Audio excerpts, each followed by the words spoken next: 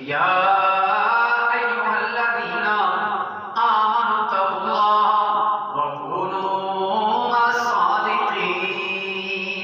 رب فرماتا ہے ایمان والو تقوی اختیار کرو، اللہ سے ڈرو، متقی بن جاؤ۔ ایمان والوں سے خطاب ہو رہا ہے۔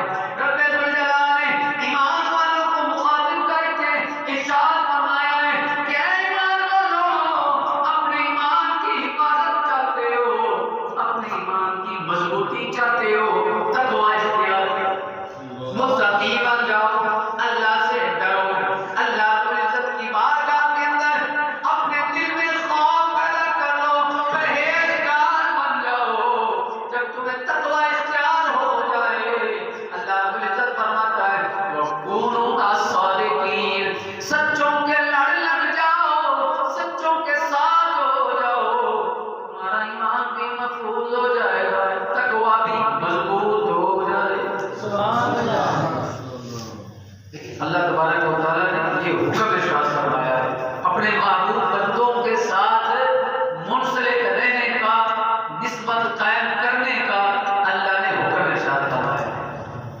تو جب اللہ رب العزت کے محبوب بندوں کا تقوی دیکھیں، رب نے ہمیں ان کے ساتھ رہنے اور ان کے ساتھ نسبت کو قائم کرنے کا حکم ارشاد فرمایا ہے، تو ان کے تقوی کا کتنا مقام ہوگا، ان کے تقوی کو کتنا مرتبہ ملا ہوگا۔ اللہ تبارک و تعالیٰ کو قرآن مجید کے اندر اپنے ولیوں کے تذکرہ کرتے ہوئے ارشاد فرماتا ہے الا ان اولیاء اللہ لا خوف علیہم ولا هم یحزنون۔ اللہ فرماتا ہے خبردار، بے شک جو اللہ کے ولی ہیں ان کو نہ تو کوئی خوف ہے نہ کوئی غم ہے۔ کیوں نہیں ہے؟ انہوں نے تقوی کو اختیار کیا، اور تقوی کیسا؟ اور حضور غوث اعظم رضی اللہ تعالیٰ عنہ کے تقوی کی بات کرتے ہیں۔ حضور غوث اعظم رضی اللہ تعالیٰ عنہ کا تقوی کیسا تقوی ہے؟ اعلیٰ حضرت مجدد دین و ملت امام اہل سنت شاہ احمد رضا خان بریلوی رحمۃ اللہ تعالیٰ علیہ فرماتے ہیں کہ حضور غوث اعظم رضی اللہ تعالیٰ عنہ کے تقوی کو حضرت شیخ سعدی نے بیان فرمایا ہے۔ حضرت شیخ سعدی رضی اللہ تعالیٰ عنہ بڑی عظیم المرتبہ اللہ رب العزت کے ولی ہیں۔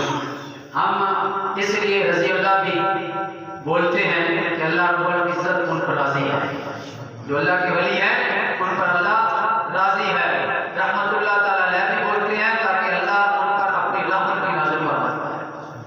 حضرت شیخ سعدی رحمت اللہ تعالیٰ علیہ ارشاد فرماتے ہیں حضور غوث اعظم رضی اللہ تعالیٰ عنہ کے تقوی کا عالم یہ ہے کہ حضور غوث اعظم رضی اللہ تعالیٰ عنہ خانہ کعبہ کے اندر خانہ کعبہ کی چوکھٹ کو پکڑ کر اللہ تبارک و تعالیٰ کی بارگاہ میں اتنی گڑیا جاری کر رہے ہیں، اتنی گڑیا جاری کر رہے ہیں۔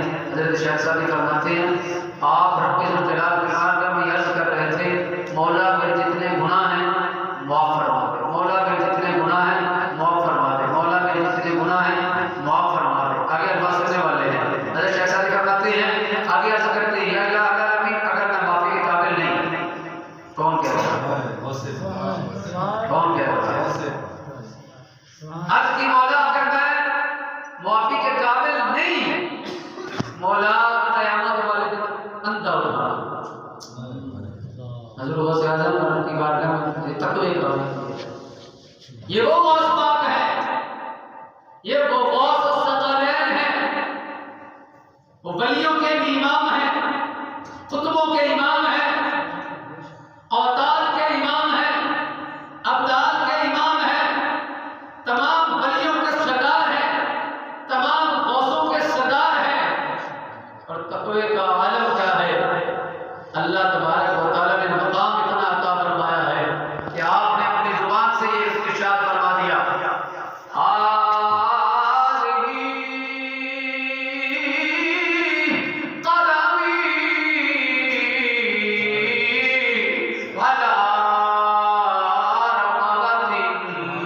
كل